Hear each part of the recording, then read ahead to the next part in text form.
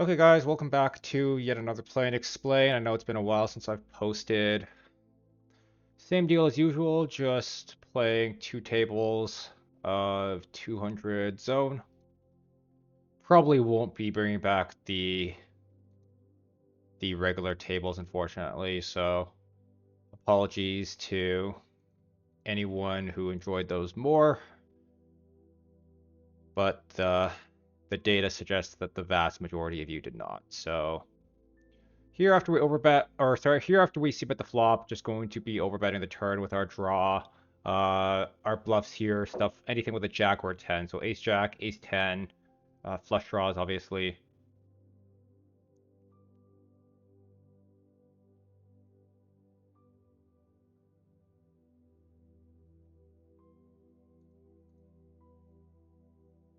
Tens as well, raising it up.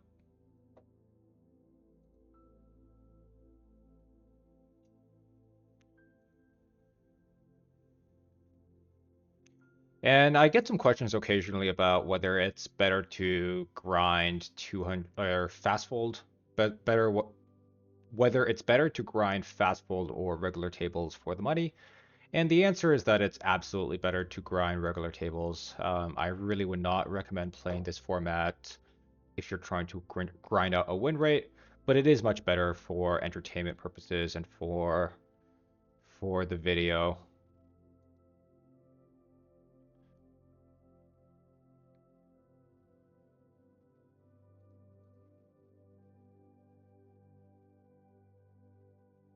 Standard opened here and just folding this.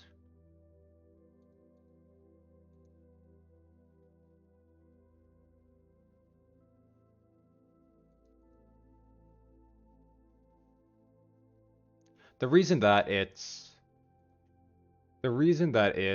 better to grind regular tables as opposed to fast fold is basically just because you just get a better reg to fish ratio on regular tables while paying the same amount of rake.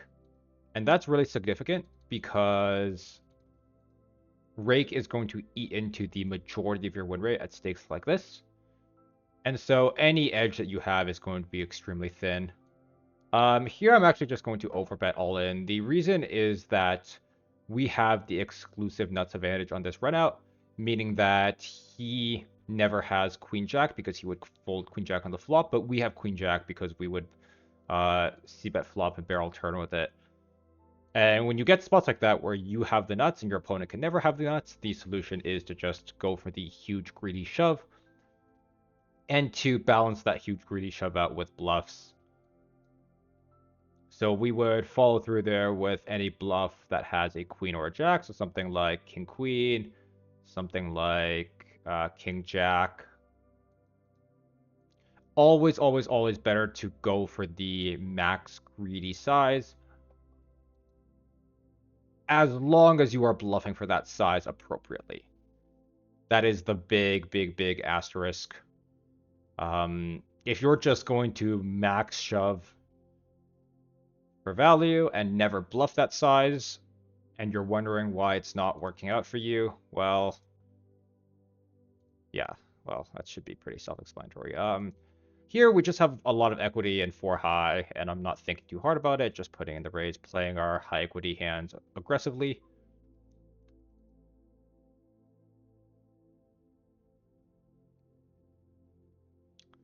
I think here, this definitely cuts into our value combos on the turn, being that we now have fewer combos of 2 pairs and sets. But I think this hand is high equity enough that we just continue wanting to barrel it. But now that we get called twice, it's just to give up. I'm pretty comfortable just giving this one up with kind of the worst blockers. Us betting the turn is really just to make him fold stuff like kings, queens, jacks on the turn.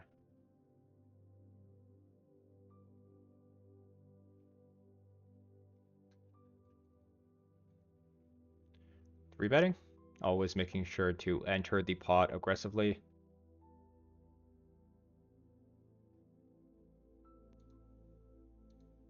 And no different here with the nines. Here on the 7-6-4, I'm actually going to go ahead and check back. Um, really good board for both people calling, given that they can have all the sets, they can have all the pair plus draws. It's not a board we want to be very aggressive on, unfortunately, so just giving that one up. Again, just following the pattern of being aggressive and applying pressure on boards that are good for us and kind of throwing up our hands and letting our opponent have the pot on boards that are not so good for us. Here, after we check back, nines is just too strong to fold. People could just be stabbing random things all the time. Mixing king jack off here between a raise and a call, calling this time. So facing a bet here, I think a lot of people will be tempted to raise. And raising is not a mistake, but you have to be aware that this board is really good for this guy. Really good for um the small blind raiser because he can have ace king while we never have ace king, so he has the exclusive nuts. At any time the board runs out in a way where villain can have the exclusive nuts and you can never have the exclusive nuts, you always have to play a little bit defensively. Like here when he just triple barrels and pots it, I'm probably actually just going to call and not raise.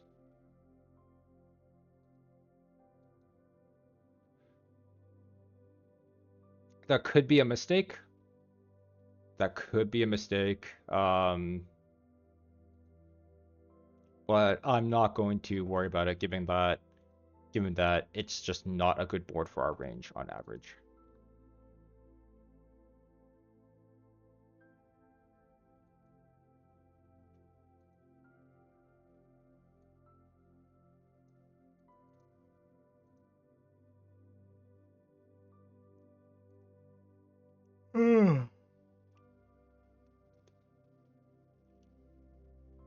Yeah.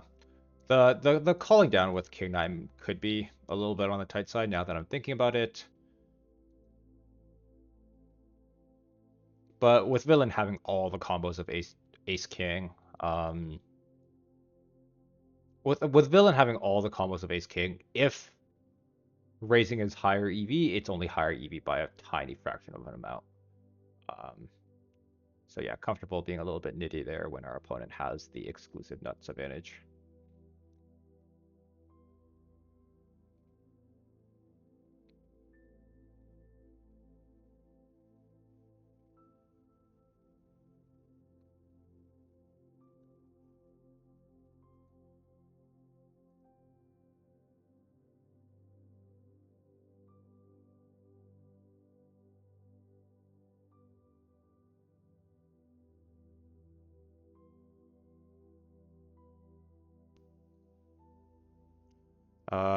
This one we're just folding. There's no... Our equity realization here is just going to be so poor. Like, yes, we probably have the direct odds to call, but given that there's two people and it's just, we're going to take the flop three ways and it's just very, very hard to get to a showdown and win. Like, so often we'll be forced to fold our hand on the flop or the turn. So even, it's one of those things where even though we have direct odds to call, uh, we're not going to be able to realize that equity because too often our hand will just be folded out on the flop or turn.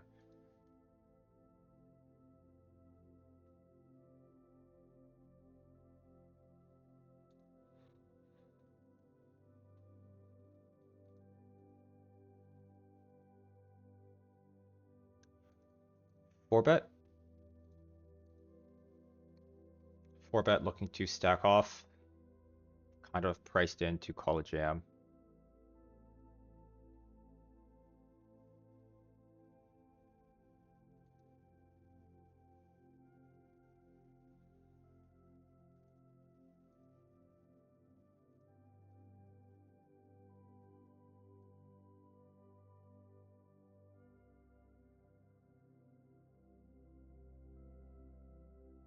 One thing that I have on my mind recently is really just like variance and how much variance can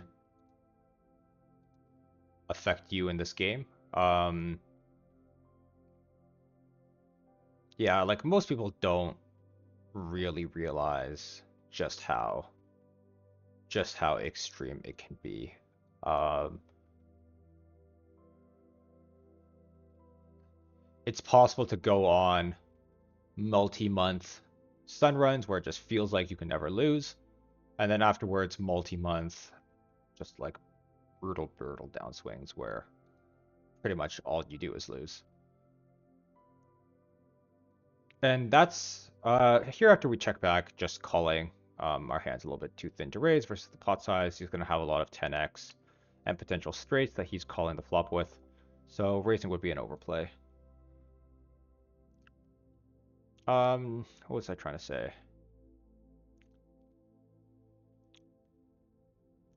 Yeah, most people don't realize how brutal variance is. But as well, variance only exists if you're a winning player. And what I mean by that is if you're a losing player, there is no such thing as a downswing because you are always on a downswing. Like losing players are on a downswing their entire lives and they never get out of that. So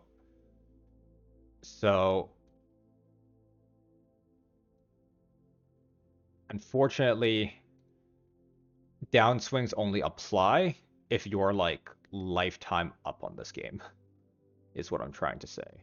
Like if you look at your lifetime profit and loss and it's kind of just negative, the bad news is you're not on a downswing, you're just losing.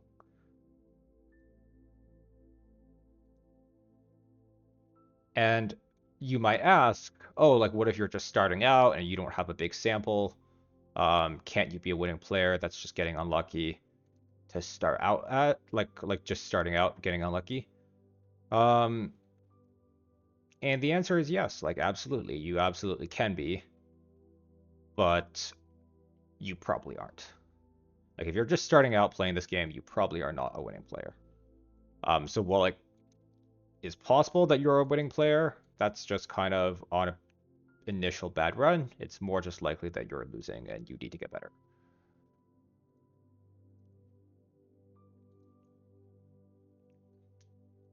Sorry to break the bad news. Huh.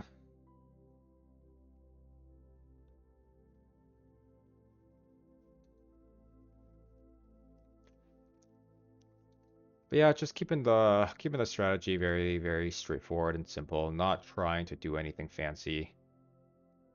Just c betting where the boards are good, like here.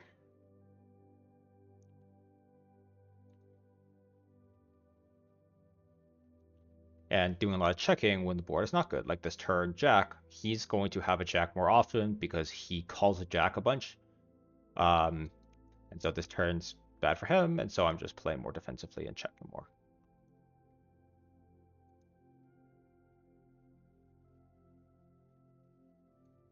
Once it goes check check, he wouldn't really check back a jack, so now we're not worried about a jack because he would bet a jack if he had it. And so we can comfortably go for thin value here with a block bet. Given that our top pair no kicker isn't really worth a big bet, but it also doesn't want to check because it's a bit too strong. So the natural answer is that we're block betting out of position. The reason that block betting is only a thing out of position and not a thing in position is because when you're in position, you can always check back and see the next street. You don't have to risk reopening the action and your opponent potentially raising you and raising you off your hand. But if you're out of position, you checking doesn't guarantee the next street. It just lets your opponent bet. And so if you're not guaranteed the next street anyways, you might as well do some more block betting and get thin value is basically the logic.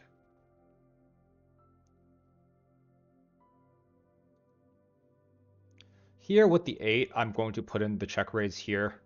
And I know this is going to seem like a what's going on play, but with a bet and a call, your 8 is no good. Like you don't have short value here, but what you do have is you have a very powerful blocker to two sets and two pair essentially. But once we get called in 2 spots, I'm just gonna check and give it up. If we had a hand like 5-4 or 3-2 or 4-2, like anything with wheel interaction, I would consider continuing to fire. But with none of that interaction, I'm just going to make a one and done raise on the flop and give it up on the turn. Versus the bet and the call, there's a lot of potential middling pairs that we can fold out and stuff, and just like random ace highs. But what I'm trying to say is, like, there versus the bet and the call, you don't really have any showdown value. You don't.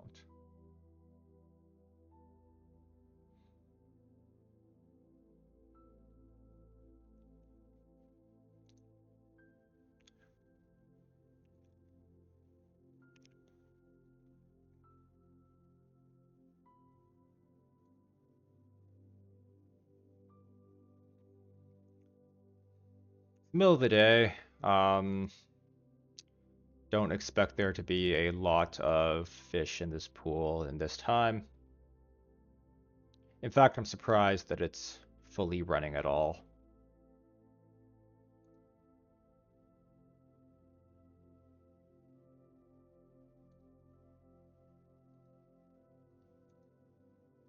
Here, facing a small bet, we would just be folding this hand, but hands with two overcards like King Jack, Queen Jack, we would have to consider defending.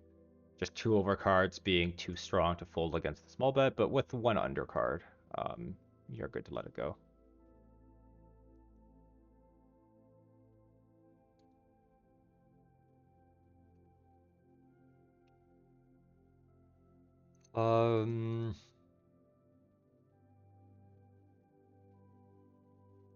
Folding 6-5 here, looking to 3-bet with hands like 6-7 and 7-8, just a little bit stronger. 6-5 is just a bit too much on the weak side. Jack-8 suited will be a high frequency 3-bet versus one of these opens. And this might seem, if this seems like an unconventional 3-bet, if you're surprised by this 3-bet, I would invite you to examine your pre-flop ranges. But versus the bet and the call, we actually have to tighten our 3-bet range up. So just going to be calling versus the bet and the call. But 3-betting versus just an open.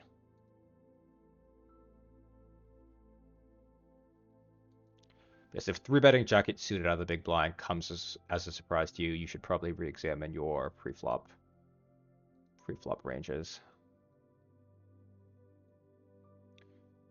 Versus overbet and a call, just super easy fold. Versus the limp, I'm gonna limp along here. You're basically just risking half a big blind to win 6 big blinds.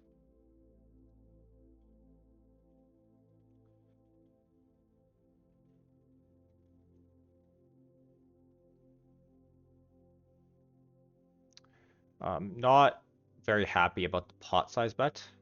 Kind of scared of this, but I think with second pair and an overcard on this dry board, we just kind of have to continue. Feeling a lot better after he checks back the turn. If he had a strong hand, he would probably bet. And so now we have a pretty comfortable check call if he does bet the river, which he does not.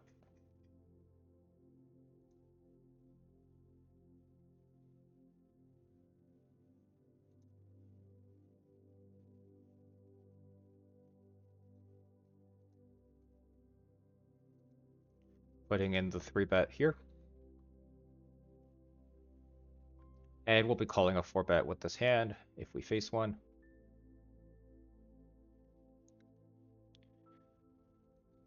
King 8 offsuit, another hand that's a mixed frequency between raise and call. Going to be raising this time.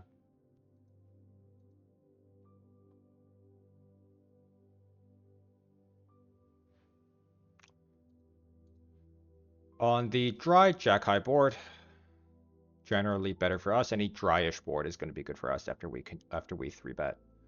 So just happy to put the continuation bet in.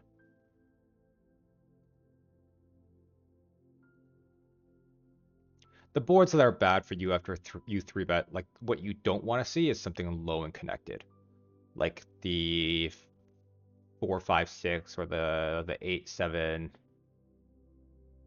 8-7, 10 or whatever, stuff like that.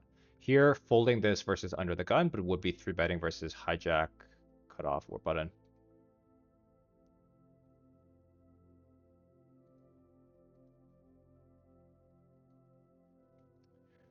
Versus the limp. I'm actually gonna try something interesting and just do this. I think there's a lot of potential that like an average recreational limper will just kind of spaz out versus this bet. Potentially. I don't know. This is very me just kind of freestyling. When he checks, I just think he doesn't have anything, so I'm gonna check again and try to induce some sort of bluff. We don't get the bluff, which is fine.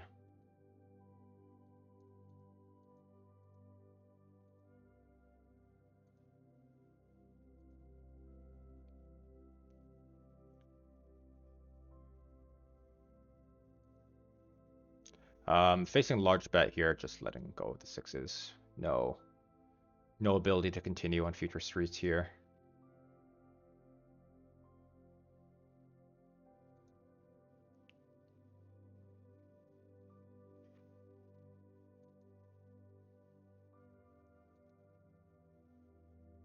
I always get questions about how you should get your start in poker, like how you should start out, like what books to read and whatnot. And truth be told, all the books are kind of trash. The issue with poker books is that once a book is written and published, it's probably out of date. It takes what, 2 years to write a book, another 2 years to push it through publishing. By the time it's out, yeah, all the information's invalid. Your best bet to improve as a new player would just be to hire some sort of coach. And I generally recommend hiring someone maybe like 2 levels above you. That's a pretty good area. So for example, if you're just starting out playing 25 NL, I would recommend hiring maybe like a 100 NL player, and that would probably cost you in the realm of $50 an hour. Okay, not sure what to make of this bet, but I think I'm going to call once, given that it's so small, and fold it on any sort of overcard turn.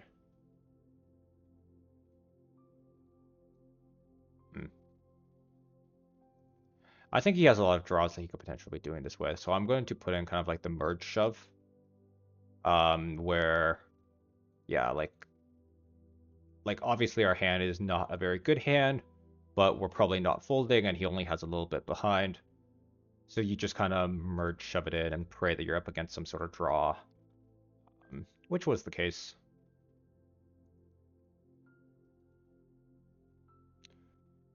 That's only good if you're that shallow, by the way. Like, don't do that deeper.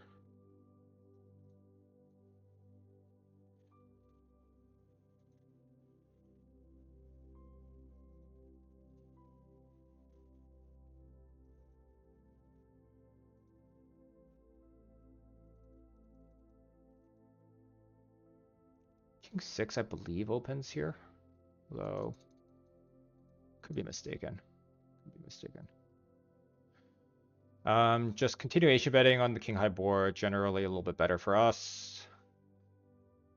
And so here I'm going to put in the double barrel on the brick. Just what's important here is that we block top pair. That's the most important thing. Blocking ace queen and king queen is the priority. And once the king pairs, I'm just going to shove it in. If we had ace king ourselves, we would put this in. And he calls with king queen, which is fine, like which is completely fine. Like our goal isn't to get him to fold a king. He's never folding a king. Our goal is to get him to fold when he has stuff that isn't a king. So that's in the form of brick draws, in the form of pairs lower than a king. And you would actually be surprised by how often he has to call those hands to remain balanced and not overfold. If he only calls there when he has a king, he's actually losing money and overfolding. I would like to rebuy to a full stack here, but this is just kind of... I don't know why the buy chips, but it is not working. That's annoying. That's annoying. Don't play short stacked. And I would exit and reset this, but that would fuck up the recording. So we're just going to play for another 5 minutes and then cut the video. Yeah, Bodog is this bug where sometimes the buy chips button just doesn't work, which is annoying. After we see that, just checking back here.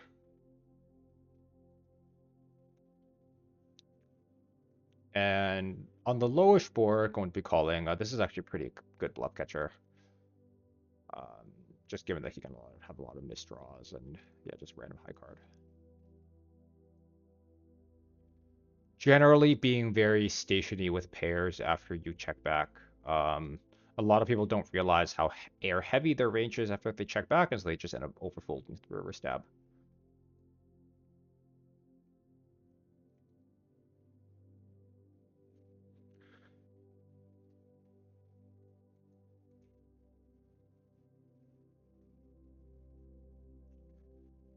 Squeezing here with the queen jack, kind of awkward because we're short stacked. Okay, well, we face a 3-bet, so don't have to worry about that anymore. Just let it go.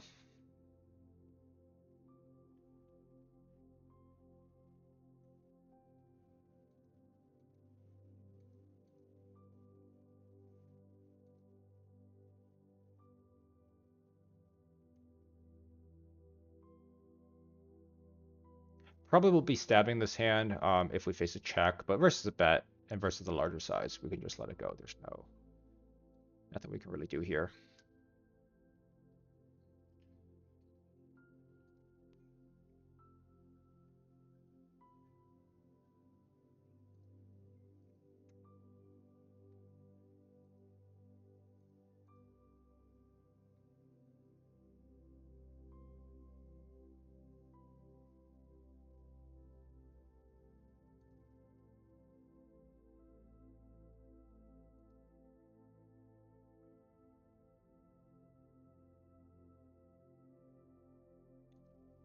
Calling this one 3 ways. And believe it or not, I'm probably actually just gonna fold to this bet. Just being out of position to 2 people. Like, cutoff will have a lot of higher spades that dominate us. So even if we hit a spade, like very often we're just going to be up against better. And so you can't just kind of look, you can't just look at that spot and think, oh, we have a flush draw, we're calling. You have to think about what happens when you do hit that flush draw and whatnot. Queen 10, I think this is a reasonable call here, but it is actually very much on the thin side. Like, folding that would not be terrible.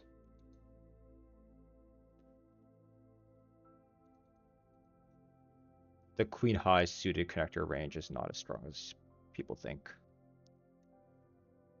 Going to just call here and probably look to check jam the turn.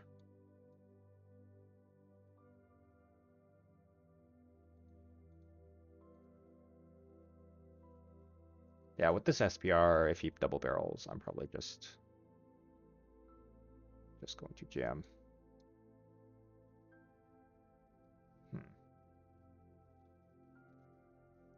Actually, I changed my mind. I'm just going to call here because I don't think we really have a lot of bluffs when we jam. Like, what hands do we check call flop, check jam turn with as a bluff? Not really a lot.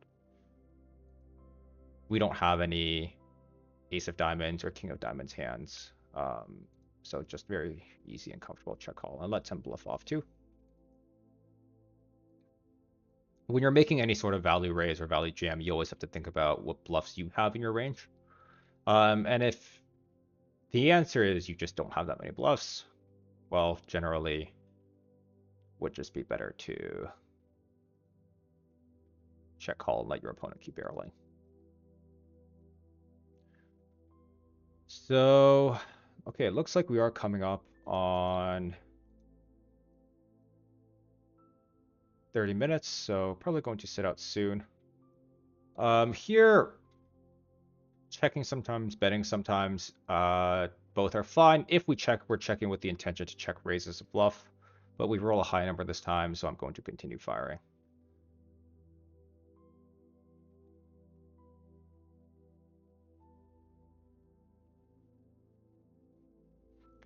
Yeah, we face the raise, which is not terribly surprising. This is a better turn for our opponent, just given that the straight comes in. But with our gut shot and flush draw equity, I think it's a little bit too much to give up. He's basically just repping the straight when he raises turn, and now we kind of just have to let it go, unfortunately. Ah, nice hand from him. Okay, we're going to play the pocket nines and then just call it.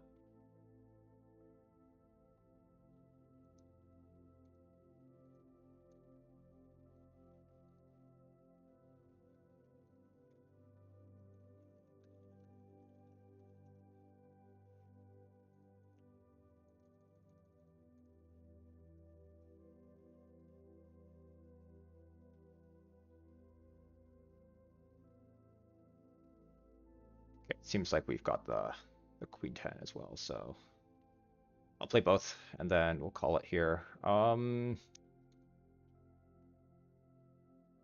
3-2 with the lower cards, I think the half pot is fine. Like Queen 3-2 would be very different from Queen 6-7.